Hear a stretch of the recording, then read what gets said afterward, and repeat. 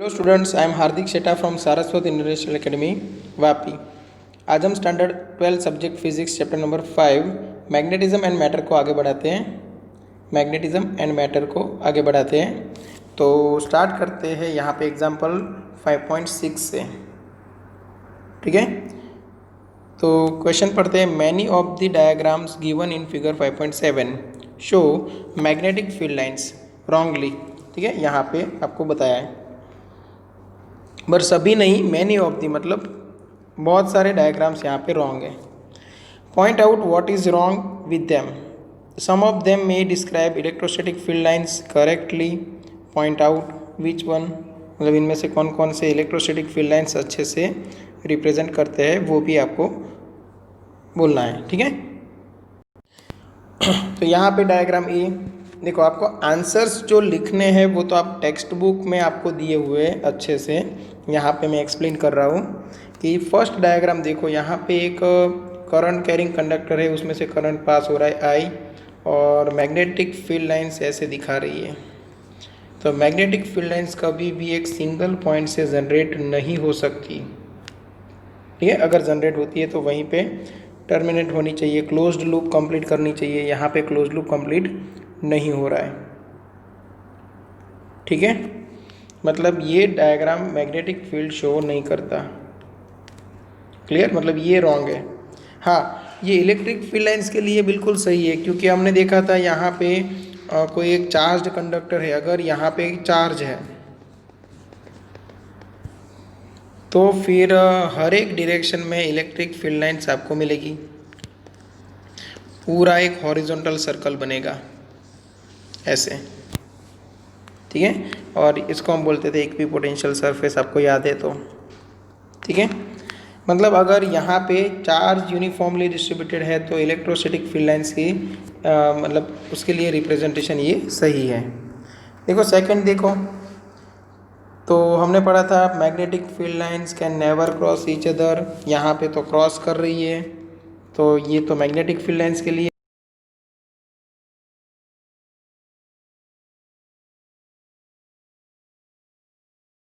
Cross नहीं करेगी। ठीक है, ओके, ये देखते हैं। ये राइट है देखो, क्योंकि ये टॉरॉइड जैसा कंस्ट्रक्शन हो गया। यहाँ पे फील्ड लाइन से वो क्लोज लूप कंप्लीट कर रही है। ओके, और यहाँ पे गॉस लॉ भी अच्छे से फॉलो हो रहा है। क्लियर, कोई भी एक क्लोज्ड सरफेस ले लो तो जितनी फील्ड लाइंस एंटर हो रही है उतनी ही बाहर निकल रही है, मतलब net magnetic field associated with closed loop यहाँ पे आपको 0 मिल रहा है। ठीक है,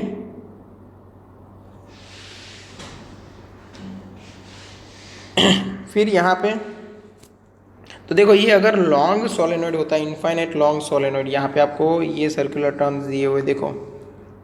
अगर ये इनफाइनाइट लॉन्ग सोलेनॉइड होता तब तो सही है, बट यहाँ पे फाइनाइट लेंथ है, यहाँ पे सोलेनॉइड है वो फिनिश हो रहा है। तो एंडिंग पॉइंट पे ये जो फील्ड लाइन्स है वो इतनी स्ट्रेट होनी नहीं चाहिए। ठीक है, थोड़ी ऐसे बैंड होगी। इसीलिए देखो, ये आपका जो आंसर डी है उसमें लिखा हुआ है ये रॉन्ग है। Field lines due to a solenoid at its ends and outside can not be so completely straight, है ना। यहाँ पे स्ट्रेट लाइन नहीं होनी चाहिए, मतलब ये भी रॉन्ग। अभी डी के लिए देख लेते हैं, तो ये राइट है देखो, ई। ठीक है, और ये एग्जैक्ट आपको कैसी फील्ड लाइंस मिल रही है, जैसे हमें बार मैग्नेट में मिलती है। यहाँ पे नॉर्थ पोल है, यहाँ पे साउथ पोल है, सेम वैसे ही। ठीक है, एफ पे आते हैं। ये देखो, ये रॉन्ग है। मैग्नेटिक फील्ड लाइंस कभी भी एक ही पोजीशन से जनरेट होगी और उसी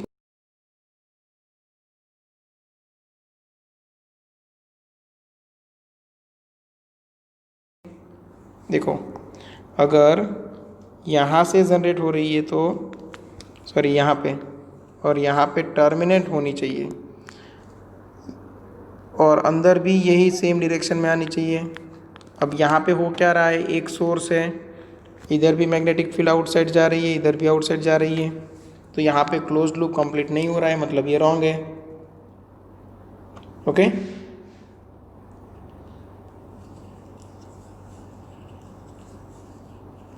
चलो, तो एक ही प्लेट से सभी फील्ड लाइंस ओरिजिनेट हो रही है, यहाँ पे पॉसिबल नहीं है। अब ये जी देख लेते हैं, तो ये भी रॉन्ग है देखो, क्योंकि देखो यहाँ पे स्मॉल गैप नज़र आ रहा है between N pole and S pole. तो एंडिंग पॉइंट्स के पास मैंने कहा था वैसे स्ट्रेट लाइन नहीं होनी चाहिए मैग्नेटिक फील्ड लाइंस की, ठीक है। थोड़ा तो फील्ड लाइन है वो बेंड करेगी, जिसको हम बोलते हैं फ्रिंगिंग ऑफ फील्ड। तो magnetic field lines between two pole pieces can not be precisely straight at the ends, ठीक है। ये रीज़न आपको लिखना है, ठीक है, ओके। एग्जाम्पल 5.7 देखो, magnetic field lines show the direction along which a small magnetized needle aligns. Do the magnetic field lines also represent the line of force on a moving charged particle at every point? देखो, simple सी बात है कि जो charge particle है, moving charge particle, उसके ऊपर जो मैग्नेटिक फोर्स लगेगा वो Q into V cross B रहेगा। अब यहाँ पे क्रॉस प्रोडक्ट है V एंड B की, और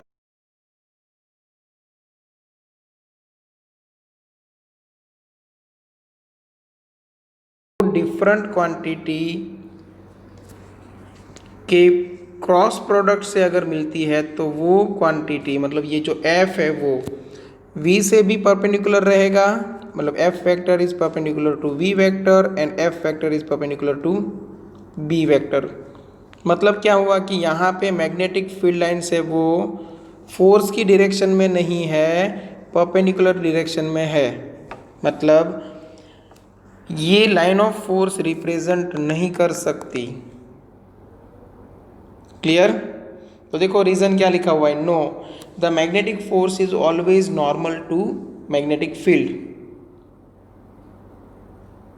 it is misleading to call magnetic field lines as line of force. Magnetic field lines को हम लाइन ऑफ फोर्स नहीं कह सकते, ठीक है, ओके। बी देखो, magnetic field lines can be entirely confined within the core of a toroid but not within a straight solenoid. Why? ठीक है, तो उसके लिए आप रीज़न क्या लिखोगे, तो if field lines were entirely confined between two ends of straight solenoid, the flux through the cross section at each end would be non-zero, ठीक है ना। एंडिंग पॉइंट पे क्या होगा कि फ्लक्स है वो या तो सिर्फ आपको आउटगोइंग मिलेगा या तो सिर्फ इनकमिंग मिलेगा।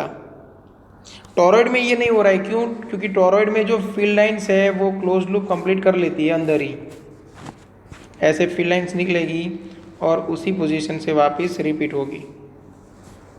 तो टॉरॉइड में ये प्रॉब्लम नहीं है, ठीक है।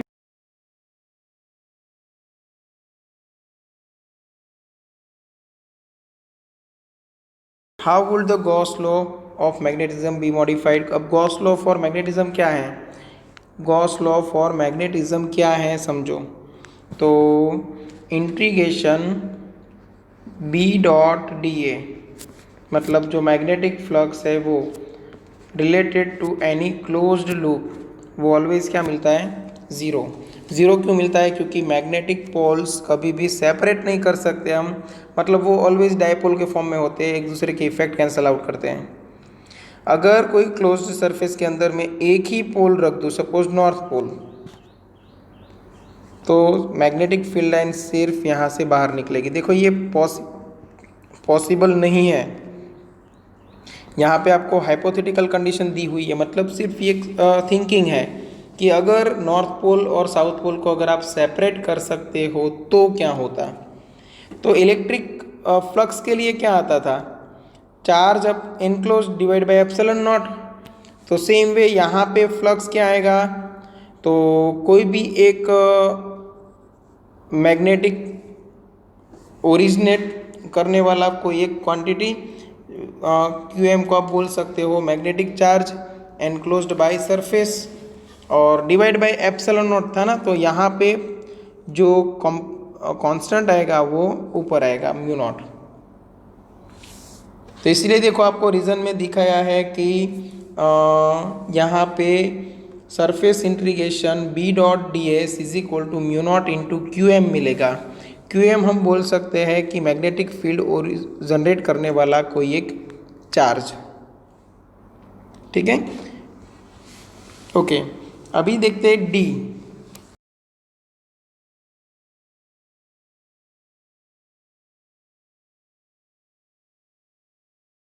तो नहीं, ठीक है ना, बार मैग्नेट है वो खुद के फील्ड की वजह से खुद के ऊपर ही कोई टॉर्क नहीं लगा सकता। ठीक है,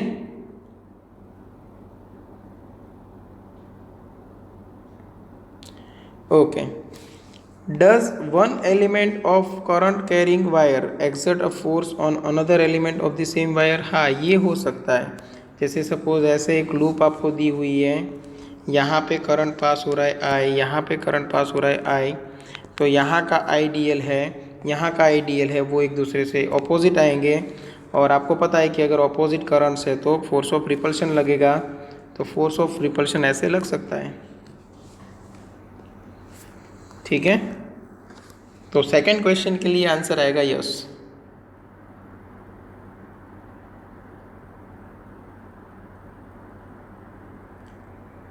ओके, अभी देखते हैं next. Magnetic field arises due two charges in motion. Can a system have magnetic moment even though it's net charge is zero? Net charge zero है फिर भी हमें कोई मोमेंटम मिल सकती है, बिल्कुल मिल सकती है। क्योंकि सपोज एक पॉजिटिव चार्ज है, मैं कंडीशन दे देता हूँ, एक नेगेटिव चार्ज है। पॉजिटिव चार्ज की मोशन इस डायरेक्शन में है, नेगेटिव चार्ज की मोशन इस डायरेक्शन में है। ठीक है, अब टोटल नेट सिस्टम का जो टोटल चार्ज है वो तो ज़ीरो ही है। बट अगर आप इलेक्ट्रिक करंट देखोगे, पॉजिटिव चार्ज की वजह से राइट हैंड साइड आएगा, नेगेटिव चार्ज की वजह से इलेक्ट्रिक करंट देखोगे राइट हैंड साइड ही आएगा, क्योंकि ऑपोजिट टू द इलेक्ट्रॉन होगा। तो यहाँ पे करंट है वो तो आपको मिल रहा है ना, और I net is not equal to zero हो रहा है, मतलब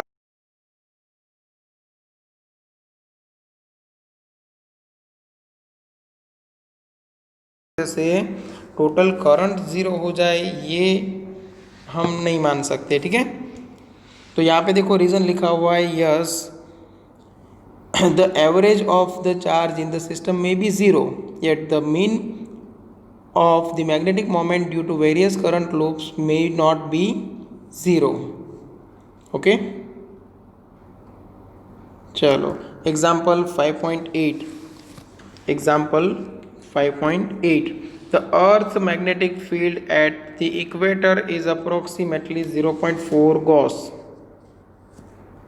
मैग्नेटिक फील्ड है 0.4 गॉस, मतलब 0.4 इंटू 10⁻⁻⁴ टेस्ला, या फिर बोल सकते हो 4 into 10⁻⁻⁵ Tesla.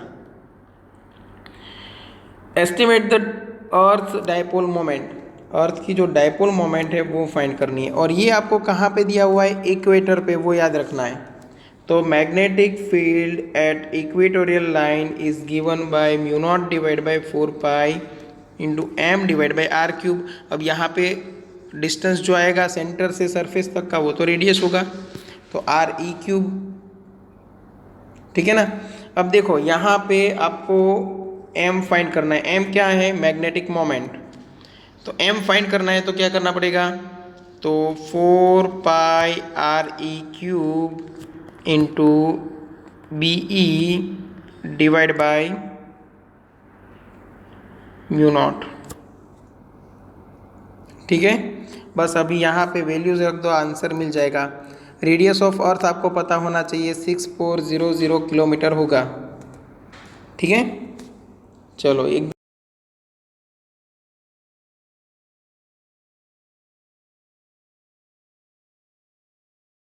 Horizontal component of the earth magnetic field समझना।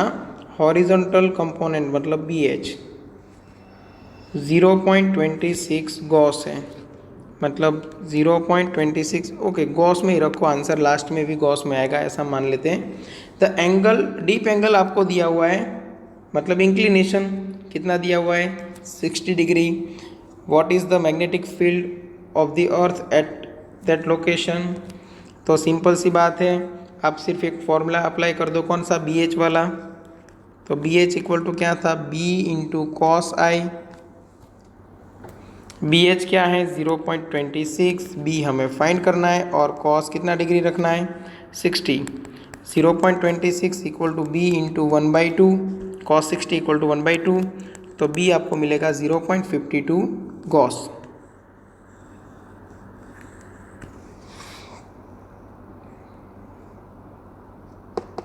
ठीक है,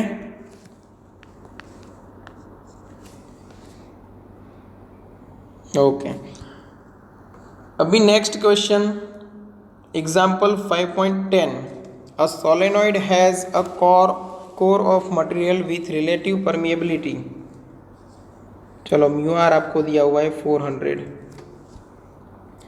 the windings of the solenoid are insulated from the core and carry a current 2 ampere. चलो करंट आपको दिया हुआ है 2 एम्पियर।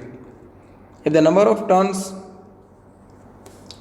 इज 1000 पर मीटर, मतलब स्मॉल एन दिया हुआ है, देखो number of turns per unit length दिया हुआ है, मतलब 1000 मीटर इनवर्स।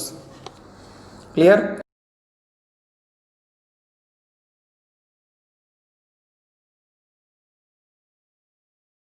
एम, चलो इतनी चीज़ें हमें यहाँ पे फाइंड करनी है, तो एकदम इजी है। देखो सपोज मुझे ए फाइंड करना था, एच, सॉरी हाँ एच, तो एच इक्वल टू क्या होगा, एन इंटू आई। कैसे, मैंने आपको बताया था H equal to current per unit length small I आता था, याद है तो, है ना। तो स्मॉल आई कहाँ से आया था, तो कैपिटल एन इंटू आई मतलब total current divide by total length की हेल्प से। अब total number of turns divide by length मतलब ये हो गया स्मॉल एन, तो small N into capital I. देखो ऐसे बना था ये फॉर्मूला। ठीक है, मैग्नेटिक इंटेंसिटी मतलब आपने सोलेनॉइड के अंदर पर यूनिट लेंथ कितना करंट पास कराया। ओके, बस वैल्यू डाल दो, आंसर मिल जाएगा। फिर बी पार्ट में आपको फाइंड करना है मैग्नेटिक फील्ड। अब मैग्नेटिक फील्ड मतलब क्या होगा, म्यू इंटू एच, क्योंकि यहाँ पे मीडियम है, विथ रिलेटिव परमिएबिलिटी 400, तो यहाँ पे म्यू नॉट नहीं आएगा, क्या आएगा, सिर्फ म्यू। ठीक है, और म्यू कैसे मिलेगा, तो mu naught into mu R करके, क्योंकि mu R relative permeability is equal to mu upon mu naught होता है। ओके, सी में क्या फाइंड करना है आपको, magnetization. Magnetization M equal to formula क्या है, तो काई एम इंटू एच। अब काई एम क्या है, तो समझो अगर आपको म्यू आर दिया हुआ है तो आप लिखते हो 1 प्लस काई एम, तो काई एम इक्वल टू क्या लिख सकते हो, mu R minus 1 into H कर दो।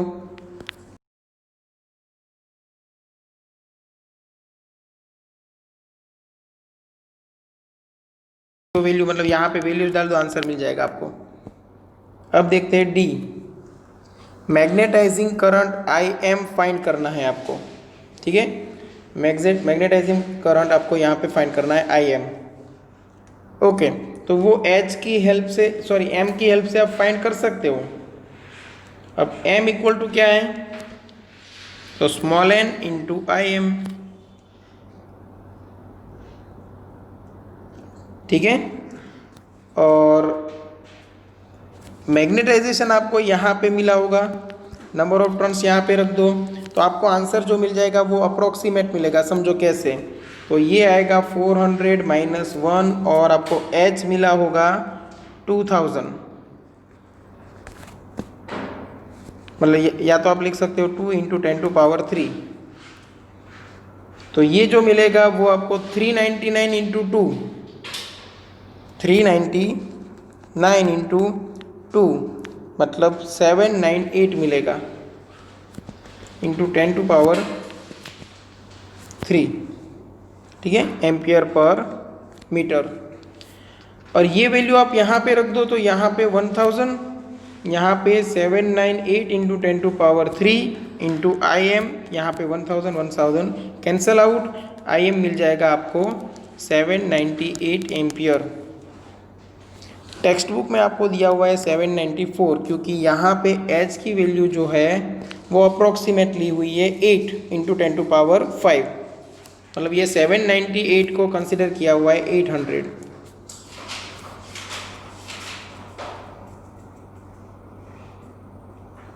ठीक है, तो आप ये यूज़ कर सकते हो इतना पार्ट, बट उसको हम यहाँ पे साइड में कर देते हैं। क्यों? क्योंकि हम यहाँ पे सेकेंड मेथड भी हम ले लेते हैं, टेक्स्ट बुक की हेल्प से आप क्या करोगे। ठीक है, ये करना चाहो कर सकते हो, नो डाउट।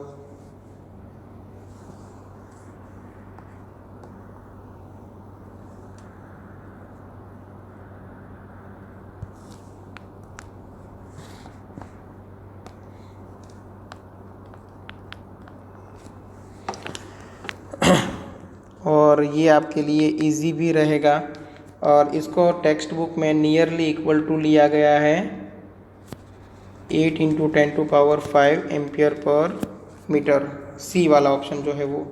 अब बी में क्या किया गया है, आपको फाइंड करना था आई एम, तो बी का फॉर्मूला ले लिया, B is equal to mu N into, ठीक है, mu N into I plus I M.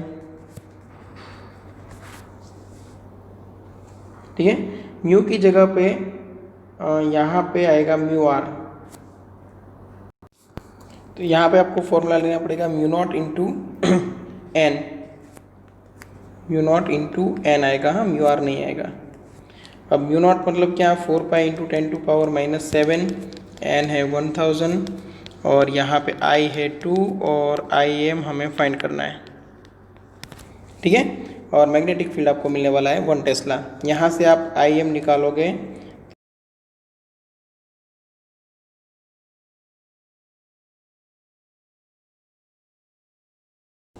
Okay.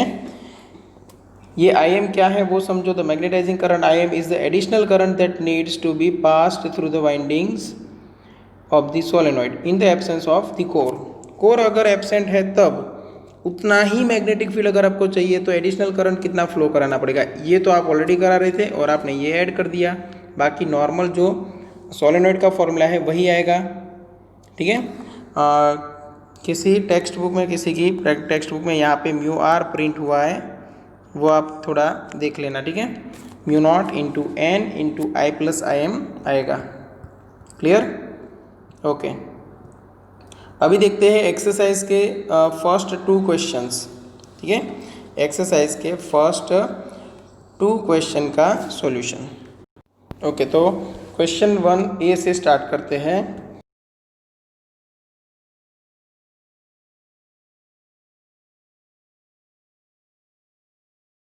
Quantities conventionally used to specify earth magnetic field, है ना। आप कोई भी 3 क्वांटिटीज़ बोल सकते हैं जो हमने पढ़ी है। अर्थ का जो मैग्नेटिक फील्ड है उसकी वजह हेल्प से हमें सपोज डायरेक्शन फाइंड करनी थी, तो हॉरिजॉन्टल शिफ्टिंग के लिए हम लेते थे डेक्लिनेशन, वर्टिकल शिफ्टिंग के लिए लेते थे एंगल ऑफ डीप, तो वो 2 तो हो गई। उसके बाद ले लो horizontal components of earth magnetic field. ठीक है, तो यहाँ पे 3 आंसर आएगा। एक डेक्लिनेशन, आप बोल सकते हो magnetic declination, second angle of dip, third horizontal component of earth magnetic field. ठीक है, सेकेंड क्वेश्चन देखो, the angle of dip at a location in southern India is about 18 degree. Would you expect a greater or smaller dip angle in Britain? तो देखो, suppose यहाँ पे ऐसे अर्थ है, अब एंगल ऑफ डीप का मतलब क्या रहेगा कि मैग्नेटिक फील्ड ने क्या एंगल बनाया अर्थ की सरफेस के साथ, मतलब वो वर्टिकल शिफ्टिंग दिखाएगा। ठीक है, ये एक्सिस है, मैग्नेटिक फील्ड यहाँ से ऐसे निकला और ऐसे एंटर हुआ, तो यहाँ पे देखो, यहाँ पे एंगल ऑफ डीप मतलब इंक्लिनेशन 0 आएगा। यहाँ पे 90 डिग्री बोल सकते हो, -90, और यहाँ पे +90, या तो मैग्नीट्यूड लो सिर्फ 90 डिग्री। ठीक है, तो अब आपको थोड़ा मैप समझना पड़ेगा कि ये मैग्नेटिक इक्वेटर है। मैग्नेटिक इक्वेटर के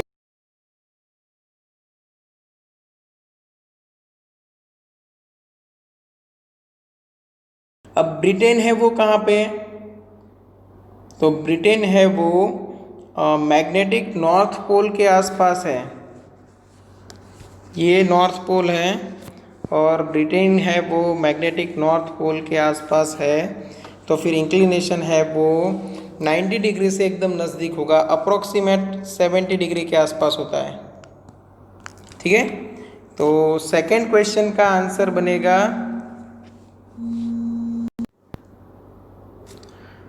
यहाँ पे ग्रेटर एंगल रहेगा। ठीक है, चलो question C, if you made a map of magnetic field lines at Melbourne in Australia, would the lines seem to go in the ground or come out of the ground? तो यहाँ पे भी आपको map की help लेनी पड़ेगी। ठीक है,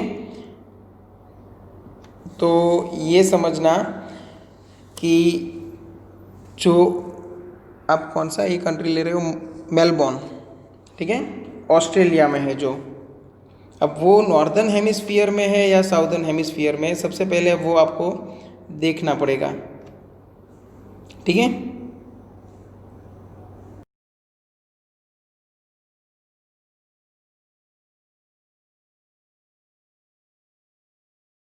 तो देखो मैग्नेटिक फील्ड है वो अर्थ से बाहर निकल रही है, दिख रहा है आपको यहाँ पे। तो आंसर भी कुछ इस तरह होगा, come out of the ground, ये आंसर है। ठीक है, डी देखो, in which direction would a compass free to move in the vertical plane point to if located right on the geomagnetic north or south pole? ठीक है, तो geomagnetic south और north pole के लिए देखो, तो कंपास है वो कौन से प्लेन में मूव होगा? तो यहाँ पे आपको दिया हुआ है compass is free to move in vertical plane, vertical plane में मूव हो सके ऐसा कंपास है। ठीक है, तो यहाँ पे आप रखोगे कंपास तो उसका नॉर्थ पोल है वो नीचे की ओर पॉइंट करेगा और साउथ पोल है वो ऊपर की ओर पॉइंट करेगा। सेम वैसे यहाँ पे आप रखोगे तो नॉर्थ पोल है वो यहाँ से बाहर निकलेगा, मतलब बाहर की ओर नॉर्थ पोल रहेगा और अंदर की ओर जाता हुआ यहाँ पे साउथ होता है ना, एक मिनट, और यहाँ पे नॉर्थ, नहीं यहाँ पे साउथ यहाँ पे नॉर्थ, तो सही है। तो साउथ पोल यहाँ पे रहेगा, समझो जो मैग्नेट आपका आप यूज़ कर रहे हो उसका ये नॉर्थ पोल है और ये नॉर्थ पोल है, और ये साउथ पोल है, ये साउथ पोल है।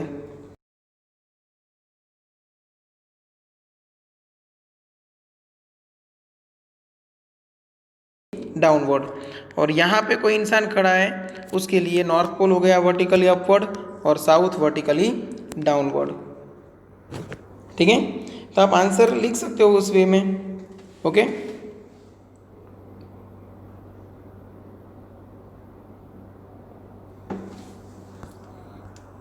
तो याद रखना, अगर कंपास है वो वर्टिकल प्लेन में मूव हो सकता है, in which direction would a compass free to move in the vertical plane point to if located right at the geomagnetic north or south? अगर वर्टिकल प्लेन में मूव हो सकता है कंपास तो वर्टिकली अपवर्ड डाउनवर्ड रहेगा।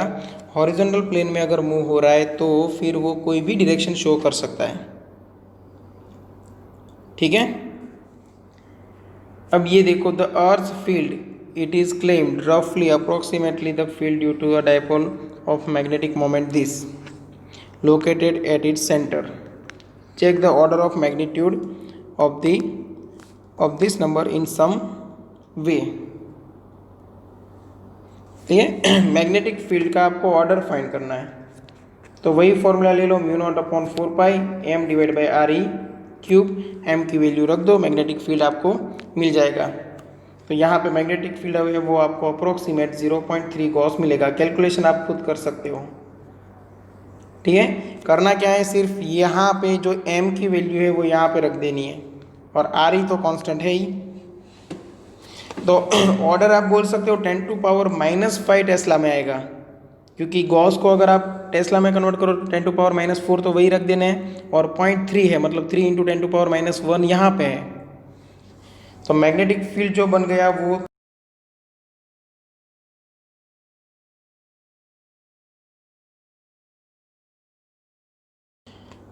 F देखो, geologist claim that besides the main magnetic north south poles there are several local poles on earth's surface oriented in different directions. How is such a thing possible at all? तो ये possible है। ठीक है, तो कैसे ये possible है, तो अर्थ के क्रस्ट के अंदर मैग्नेटाइज्ड मिनरल डिपॉजिटेड है। ठीक है, उसकी वजह से नॉर्थ साउथ पोल जनरेट होता है, और वो लोकल होता है, मतलब मैग्नेटिक फील्ड स्ट्रांग नहीं होता, बट उतनी आसपास उसकी पोजीशन के आसपास मैग्नेटिक फील्ड आपको मिलता है। ठीक है, ओके। अब देखते हैं क्वेश्चन नंबर 5.2। सेम ऐसे ही क्वेश्चंस है, लॉजिकल क्वेश्चंस। ठीक है, क्वेश्चन ए देखो, the earth's magnetic field varies from point to point in space, does it also change with time? ठीक है, ये टाइम के साथ भी चेंज होता है या नहीं? If so, on what time scale does it change appreciably? ठीक है, तो देखो टाइम के साथ वैसे अगर आप टाइम ड्यूरेशन स्मॉलर ले रहे हो तो मैग्नेटिक फील्ड में कोई चेंज नहीं होता है। हाँ, पॉइंट टू पॉइंट मतलब पोजीशन के साथ चेंज होता है। हाँ, अगर आप टाइम ड्यूरेशन बढ़ा लेते हो जैसे 100 ईयर्स, तो ये टाइम के साथ मैग्नेटिक फील्ड भी वेरी होता है। क्लियर? तो वो स्केल आपको टाइम का कौन सा लेना पड़ेगा, हंड्रेड्स ऑफ ईयर्स में। ओके, बी देखो, the अर्थ's core is known to contain iron. Okay, yet geologists do not regard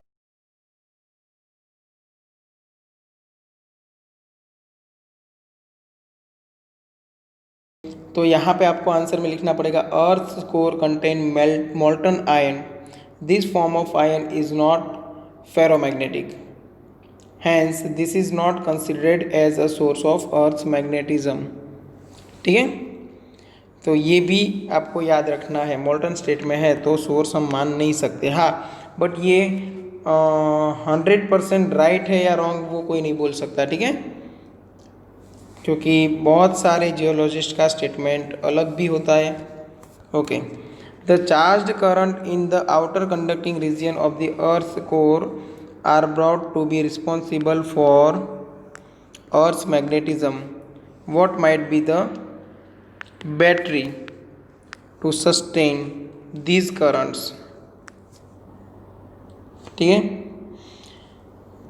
तो याद रखना यहाँ पे देखो पूछा क्या है वो समझो पहले। The charged currents in the outer conducting region of the earth core, earth का जो कोर है उसका आउटर कंडक्टिंग रीजन है, उसमें करंट्स है और जिसकी वजह से मैग्नेटिक फील्ड बनता है। ठीक है, ऐसा माना जाता है। तो what might be the battery, मतलब ये एनर्जी का सोर्स कौन सा होगा? ओके, इतना सारा करंट प्रोड्यूस करने के लिए जो सोर्स है वो कौन सा है?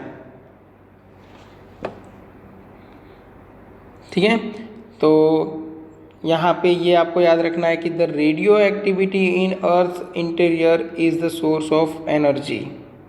ठीक है, अर्थ का जो इंटीरियर पार्ट है उसमें रेडियो एक्टिव मटेरियल्स है जिसकी हेल्प से ये सोर्स मतलब ये एनर्जी प्रोवाइड होती है। क्लियर? ओके, डी देखो, the earth may have even reversed the direction,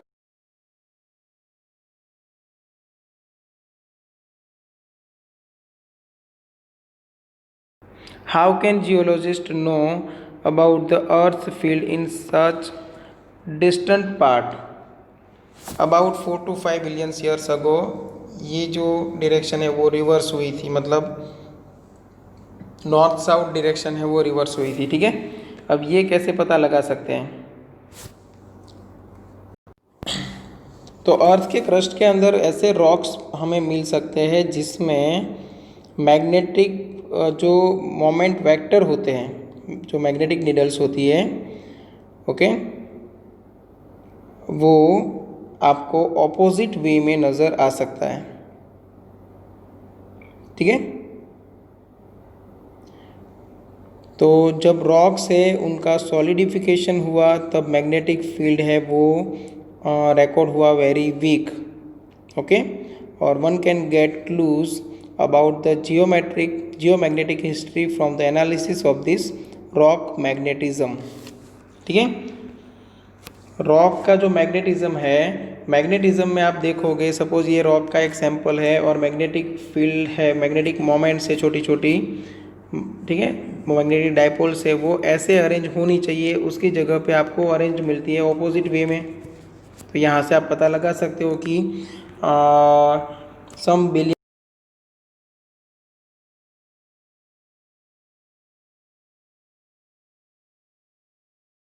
ठीक है। क्वेश्चन ई देखते हैं। The earth field departs from its dipole shape substantially at large distances greater than about 30,000 kilometers. What agencies may be responsible for this distortion?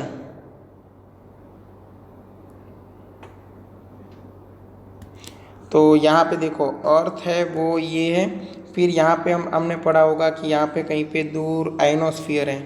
अब ionosphere के अंदर क्या होता है? चार्ज पार्टिकल्स, और वो भी मूविंग। ठीक है, तो वो खुद भी क्या जनरेट करेंगे? अपना मैग्नेटिक फील्ड, है ना। तो ये मैग्नेटिक फील्ड जो अर्थ का मैग्नेटिक फील्ड है उसके साथ मतलब आप बोल सकते हो कि ऐड होगा विद डायरेक्शन। ठीक है, तो जो मैग्नेटिक फील्ड है अर्थ का उसको डिस्टर्ब करेगा, तो ये एक रीज़न हो सकता है। और इसीलिए यहाँ पे लिखा है ग्रेटर देन 30,000 किलोमीटर, उतना अगर ज़्यादा डिस्टेंस हो गया तब अर्थ का जो फील्ड है वो चेंज हो जाता है, ऑलमोस्ट टर्मिनेट बोल सकते हो आप। ठीक है, interstellar space has an extremely weak magnetic field of the order 10⁻⁻12 Tesla.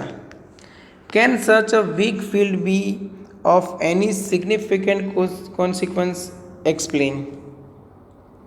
ठीक है, तो आप बोल सकते हैं an extremely weak magnetic field can bend charge particles moving in a circle.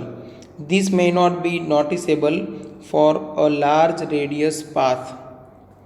Okay.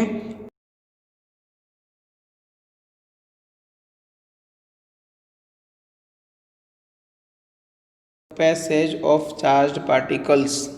ठीक है, समझना है यहाँ पे कि इतना लार्ज स्केल पे जो रेडियस है वो नोटिस हम नहीं कर सकते चार्ज पार्टिकल्स की। इंटरस्टेलर स्पेस मतलब ये आप पूरा एक स्पेस ले रहे हो और जिसमें has an extremely weak magnetic field of order 10⁻12 tesla. इतना वीक मैग्नेटिक फील्ड है। Can such a weak field be of any significant consequence, किसी एक सिग्निफिकेंस कॉन्सिक्वेंस की हेल्प से ये फील्ड जनरेट हुआ होगा। ठीक है, तो हो सकता है, बट वो जो चार्ज पार्टिकल्स मूव हो रहे हैं और उतने लार्ज डिस्टेंस पे और उनका जो सर्कुलर पाथ है वो हम नोटिस नहीं कर सकते। ठीक है, चलो तो ये एक्सरसाइज के क्वेश्चन 1 और 2 का सॉल्यूशन। यहाँ पे आपको लिखना क्या है वो मैं बोल देता हूँ। ये एफ वाला पार्ट है, उसमें आपको लिखना है N extremely weak magnetic field can bend charge particles moving in a circle. This may not be noticeable for a large radius path, क्योंकि ऑलमोस्ट आपको जो कर्व्ड पाथ है वो स्ट्रेट लाइन नजर आएगा। With reference to the gigantic interstellar space, the deflection can affect the passage of charged particles. ठीक है।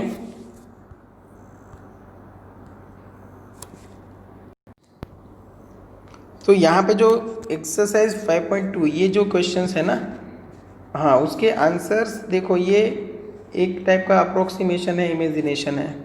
तो ये पर्सन टू पर्सन वेरी हो सकते हैं।